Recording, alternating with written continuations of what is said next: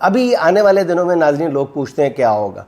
नाज़रीन मैं आपको बता दूं कि आने वाले दिनों में अगर पीटीआई कुछ भी ना करे ना और 1-1.5 महीना 2 महीने दूर से बैठी तमाशा भी देखते रहे ना, तो नून लीग के अंदर वो कुछ होगा और नून लीग और पीपल्स पार्टी के दरमियान भी और फिर नून लीग और इस्टेब्लिशमेंट के दरमियान भी वो कुछ होने जा रहा है कि मेरा ख्याल है कि पीटीआई को भी शायद कुछ करने की ज़रूरत नहीं है। अब देख लें, नून लीग और पीपल्स पार्टी के दरमियान मामला जो है वो फ्रेंडली फायरिंग से बढ़कर बाकायदा लड़ाई तक पहुंच चुका है। अगरचे दोनों जमातों की एक ही है लगामें जो है एक ही हाथ में है, लेकिन पीपल्स पार्टी को लगने लगा है कि उन्हें गैर महसूस अंदाज से खेल से आउट किया जा रहा है। 6 नहरों के मामले पर पीपल्स पार्टी ने जिस तरह इस्टेब्लिशमेंट को धोखा दिया, उसके बाद शायद यही फैसला हुआ कि पीपल्स पार्टी को इस धोखेबाजी का मजा चखाया जाएगा। यही वजह है कि पाक सऊदिया माहदे के बारे में आसिफ जरदारी के फरिश्तों को बेइल्म नहीं था।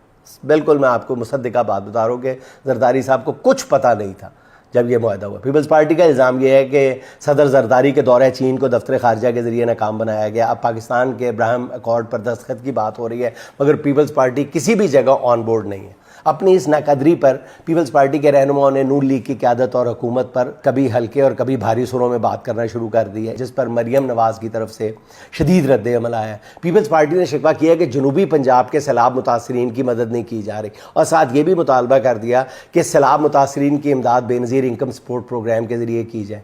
अब मरियम नवाज़ इस पर भड़क उठी।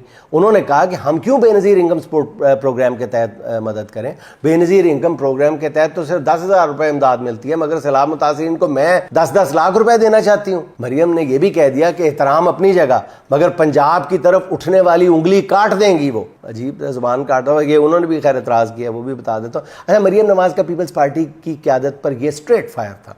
इस पर पीपल्स पार्टी ने पंजाब से नदीम अफजल चंद को मैदान में उतारा है फिलहाल, जिनका कहना यह है कि जुबान काटने वाली बात तो सुनी थी, उंगलियां काटने वाली बात पहली बार सुनी है किसी बात पर।